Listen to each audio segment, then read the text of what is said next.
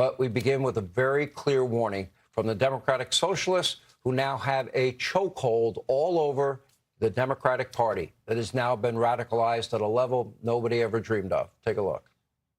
Just give me sort of a true or false on these. Abolish the Senate. True. Okay. Replace the presidency and Supreme Court as we now know them. Yep. Abolish ICE.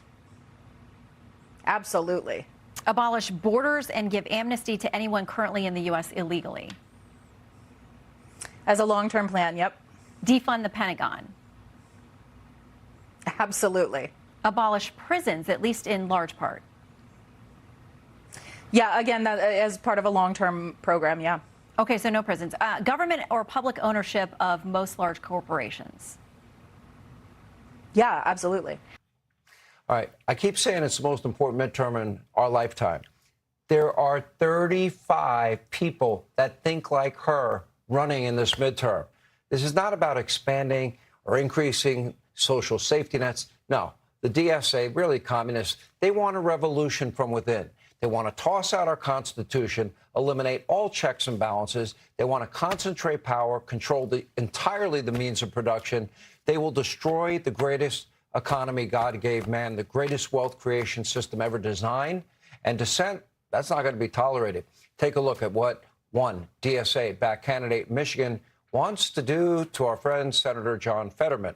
Now, according to obtained information from Politico, it shows Abdul El-Sayed, who wants to be the Democratic senator from Michigan, using barbaric language during a discussion about purging Fetterman out of the party. Quote, ideally, you put, one ogre on a pike, and then everyone else will get the message. Now, keep in mind, the same people that want to put Fetterman's head on a spike were, of course, head over heels for accused rapist, Nazi tattoo, Mr. Porta Potty pervert, Graham Plattner. In fact, Bernie Sanders still does not even regret all his support for Plattner. Take a look.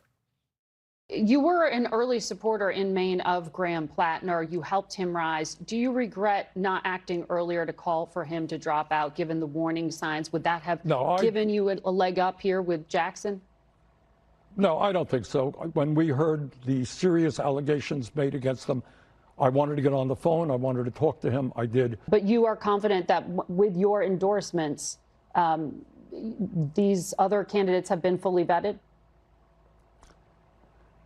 Well, look, I think, there are hundreds of candidates. I don't know who has been, quote unquote, fully vetted. Well, you just mentioned two of them. All I know is the candidates. Well, all I know is, Margaret, that the candidates that we are supporting are standing up for the working class of this country.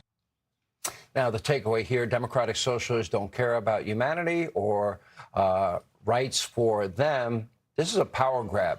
They want to take everything from you, destroy America as you know it, top to bottom. Your way of life, your business, your property, your liberty, your freedom. And in the end, everyone not in power, I promise you will suffer on a micro level. Just take a look at Zohran, Marxist, commie Mamdani, and his government grocery stores. Never mind free buses that never materialized. Just one store already burned through $55 million in taxpayer funds, and it's not even open. When it does open, well, local grocery stores, they're going to be squeezed out. Their profit margin's usually 2 to 3%. They're not going to be able to compete with the 30% taxpayer-funded markdown in a government store. Keep in mind, though, the government grocer likely won't have a butcher or hot food, and if it's anything like government-run stores in other cities, it will quickly become a hangout for the homeless, and they won't kick them out. This is the very same system that Democratic Socialists want to bring to every corner of our economy, a system, every name, manifestation, and form that has been tried has failed all over the world. Every single time. Unfulfilled promises. Then you end up with more poverty than when you began. Then, of course, you calculate how much freedom you gave up to a bunch of power-hungry bureaucrats that'll never give it up. And yet most Democrats don't have the courage to call it out. The Atlantic is even praising the DSA, calling the group's plan to abolish the U.S. Senate their best idea.